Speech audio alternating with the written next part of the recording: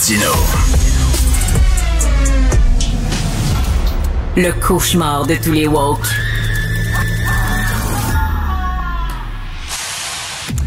Il y en a qui ont les siffleux dans leur jardin. Nous, on a Marc Boilard. Oh, c'est très bon. Des siffleux dans le jardin. Qui ne sifflent pas d'ailleurs, hein, le fameux siffleux. Ben oui, mais qu'une vulgaire marmotte, à ma connaissance. Pourquoi on appelle ça des siffleux? En tout cas, moi, ça m'offusque. Ben oui. Mais, on va t'appeler la marmotte. Ben, c'est ça. Ouais. D'abord, alors, les récidivistes, c'est un sujet sérieux. Très sérieux. C'est très intéressant parce que le Pourquoi tu monsieur. veux me parler de ça? Ben, parce que j'ai beaucoup de choses à dire là-dessus, puis dont des chiffres que personne ne connaît. T'as pas une théorie? Ben, non, pas tant. Je te ramène plein d'affaires qui m'ont intéressé depuis les dernières semaines, voire mois à propos de ça. Alors, évidemment, on parle du meurtre crapuleux d'un, je le nommerai pas, en tout cas un dénommé X, 45 ans, qui a tué sa conjointe et qui est un multirécidiviste. Ben oui. Mais on se pose la question, comment ça se fait que le système judiciaire, d'ailleurs, M. Yann Lafrenière, qui est depuis le 10 septembre notre ministre de la Sécurité publique, veut faire des prestations, aller faire des représentations à Ottawa, parce qu'évidemment, tout ce qui est criminel, c'est au fédéral, Ben oui. pour changer, là, parce que ça n'a plus de sens. C'est souvent aussi, Richard, le cas des récidivistes alcool au volant. Il y en a qui vont jusqu'à perdre leur permis, puis Il y en a, ça fait comme 25 fois. C'est épouvantable. Il faut que ça arrête. Or, aux États-Unis, es-tu au courant de cette loi-là qui s'appelle le Three Strikes Law? Es-tu au courant de ça? Three strikes, you're out. Ouais, comme au baseball. C'est ça. Bon, ça, là, il y a 22 États qui ont ça depuis il y a quelques décennies. La Californie avait commencé ça, si je ne me trompe pas. Et la troisième fois où tu te fais pincer à commettre un crime, t'es en dedans pour un bon bout. Pour la vie. Si c'est dans les crimes graves, viol, meurtre, etc. Maintenant, pour tous les crimes, c'est première fois, tu as une peine, disons, 18 mois. OK, mettons, là, tu as volé un char.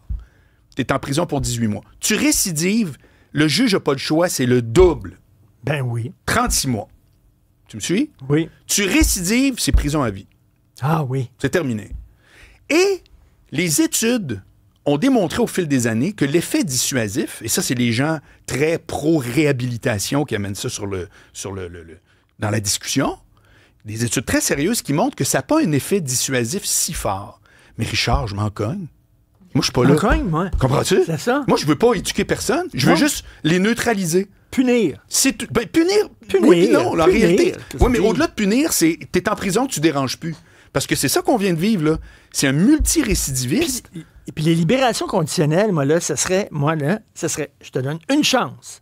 Exact. Mais il faut que tu respectes tes conditions. Tu sors, mais tu respectes tes conditions. Voilà. Parce que si tu respectes pas tes conditions, on te ramène en dedans, puis tu sortiras pas au bout de 2 mois. Là. Non. On te ramène en dedans pour un Christi de long bout. Puis il faut que ça arrête aussi, puis c'est un avocat qui te parle, je suis au membre du barreau, il faut que ça arrête qu'on dit, c'est 10 ans de prison.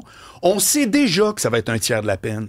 Ben oui. Tu sais, à un moment donné, c'est comme rendu, genre... c'est automatique. Oui. C'est comme si tu deals un tapis là, au Maroc, là, tu sais. Le gars, il dit, oui, c'est 57 $. Non, mais dans la vraie vie, je sais que ça va être 25 tantôt, tu sais. Là, on est un peu là-dedans. Il faut que ça arrête. Ben oui. C'est vraiment, ça marche pas, ce côté-là. Donc, 12 ans, c'est 12 ans. En tout cas, il peut y avoir des facteurs. Maintenant, je veux quand même amener quelque chose dans tout ce débat-là, qui est un chiffre que j'ignorais totalement. C'est un chiffre en France. J'ai pas trouvé l'équivalent au Québec, mais on peut vraiment penser que c'est un équivalent. Écoute bien les 2 chiffres suivants. Pour tout ce qui est meurtre en France, 90% des meurtriers ne font qu'un meurtre dans leur vie. Donc, les fameux récidivistes... Ils ne font qu'un meurtre comme si c'était... Non, mais je ne suis pas en train de qualifier quoi que ce soit, mais peut-être la formulation est bizarre, mais tu comprends ce que je veux dire. 90%, c'est pas comme dans les films, là, le gars qui engage un meurtrier, tue sa femme, après ça, il tue son voisin. C'est pas ça, là. Dans la vraie vie, 90%, c'est une fois, et 90% des meurtres, et c'est là que c'est très intéressant, sont faits par les gens qui sont dans la basse couche économique de la société. C'est pas une affaire de millionnaires, puis c'est pas une affaire de tueurs à gages, c'est une affaire de gang de rue de pauvres, que sa mère est alcoolique, que l'autre... OK, donc, est-ce que on devrait prendre en compte le milieu social lorsqu'on donne une sentence? Parce qu'il y a plein de pauvres qui respectent la loi. Je suis d'accord. Elle a ma question. Il y en a plein. Mais moi, je te réponds non. Je te dis ça pourquoi? C'est que tu peux pas ignorer ça quand tu veux régler le problème en aval, en amont. Tu comprends? Faut que, tu peux pas juste dire, moi, là, c'est 100 ans de prison, puis après ça, 1000 ans de plus. à un moment donné, moi, j'excuse rien ni personne, OK? Là, moi, je suis très pro-police, là, dans la vie, là, inquiète-toi pas, c'est... Mais quand j'ai vu ça, j'ai fait, on peut pas ignorer... Mais si on veut faire baisser les crimes, il faut s'attaquer. Il faut penser que ça vient de là. L'écrasante majorité des crimes graves, toutes là, les discussions qu'on a de gangs de rue, tu penses que c'est du monde qui viennent, oui, mon père est architecte à Laval, puis pas en tout. Ça vient tout de milieux, comprends-tu, qui font ce qu'ils peuvent. C'est que moi, je veux excuser personne, mais je suis très heureux de dire que si vous voulez que ça marche, ben il faut que vous ayez des peines comme le Three Strikes là, et que socialement, vous devez reconnaître qu'il y a un milieu qui favorise la criminalité. J'adore ça. Donc, on ne tient pas compte du milieu lorsque vient le temps de donner la sentence. Non. On donne des sentences sévères, mais on s'attaque aussi aux racines du problème. Un gouvernement, c'est supposé faire, c'est supposé emmener large. Exactement. Voilà, exactement. Ce qui s'appelle la prévention, c'est pas une blague. C'est pas un truc inventé par des gauchistes. C'est très bon. Moi, je crois. C'est une théorie. C'est une autre théorie. Oui, voilà. C'est une théorie. En mélangeant 2-3 ingrédients, j'ai fait une théorie. Et ceux qui veulent te voir ce soir, t'es au Club Soda? Je suis au Club Soda. J'ouvre pour mon ami Faf, un humoriste, qui fait son premier Club Soda. Tu vas siffler? Non, je fais du stand-up. Mais là, tu me donnes le goût, là? Oui. Oh! Oui. Quelques bonnes blagues. Quel genre d'humour?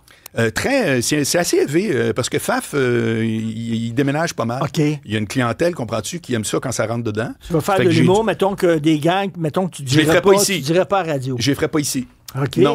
Wow. J'aurais peur de t'offenser. T'as pas l'air stressé. Je suis stressé. Stressé? T'as pas l'air tout? Oui, bien, c'est le cas. Ta petite jambe qui soigne quand même. Oui, vois-tu? La petite jambe J'arrête soigne tout de suite. peu, là. Je vais m'affaler un peu. Ben, bonne chance, Marc. Merci, Charles, t'es gentil. Merci, Steph. Salut, bye.